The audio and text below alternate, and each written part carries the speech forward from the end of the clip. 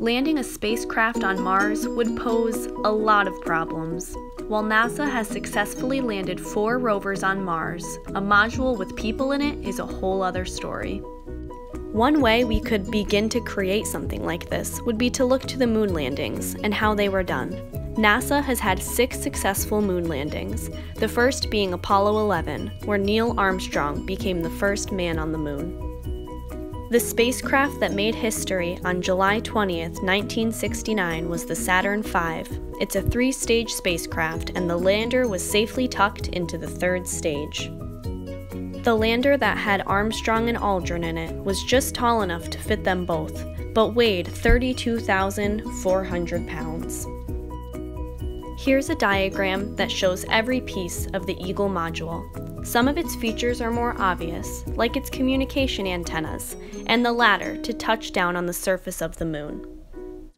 It has foot pads too for stability during landing. These are all ideas we would need to incorporate into our Mars lander. With an atmosphere 1% that of Earth's, this module would land hard. The foot pads, like on the Eagle, would allow the module to bounce a bit on the Martian planet, instead of crash. Other vital pieces to this lander are the radar system, which would calculate speed and altitude during both the descent and ascending off of Mars. However, some massive differences give us a lot more to think about when it comes to getting to Mars and landing there. It took a bit over 8 days for Apollo 11 to land on the moon, after traveling about 953,000 miles.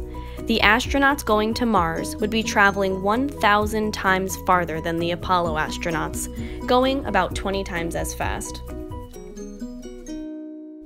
When the 150-day journey is over, our lander would need to be heavily protected from the dangerous plunge onto the Martian planet.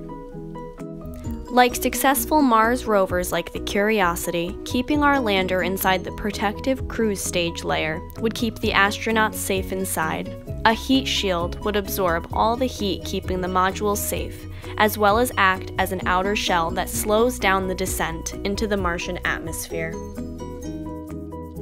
The aeroshell of our Mars lander would act similarly to the heat shield. It also acts as the first brake for the module as it descends. The aeroshell is another extremely strong layer to ensure the safety of the astronauts inside our lander. The back shell of this feature gives the cruise stage its shape, which proves vital to the proper deceleration. The shape produces lift for the module, much like how an airplane has flaps to slow down landings.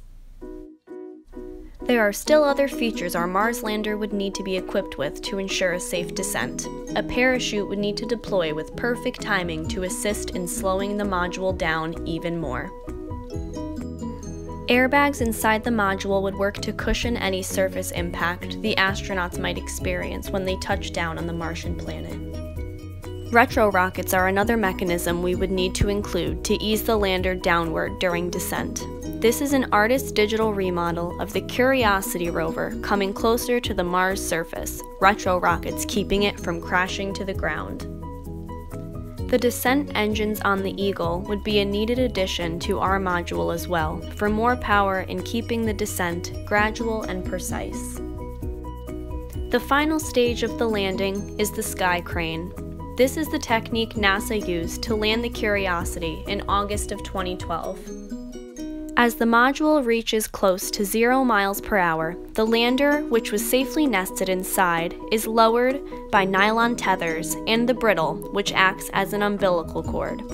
When the lander touches the ground, the delivery is completed. The cords then release, and the cruise stage flies away to a crash landing far from the module. So, we've done quite a bit to solve the problems for all the stages of our landing. The process has been split into 4 sequences by NASA. 1. Guided entry, when the spacecraft is making its way through the Martian atmosphere toward the ground. 2. Parachute descent. A large parachute is deployed to slow the module. 3. Powered descent. Rockets control and ease the spacecraft down as the cruise stage and the landing modules separate, revealing the sky crane. And 4, finally, the sky crane. The module is lowered to a soft landing to hopefully stand firmly on its footpads without too much surface impact. But it isn't over yet. Our astronauts will eventually have to ascend from Mars and back to the ship that the stage crews detached from. Here's an artist's interpretation of what that might look like from what NASA is planning for future Mars exploration missions. The rocket-powered ascent out of Martian atmosphere will last about 7 minutes according to National Geographic.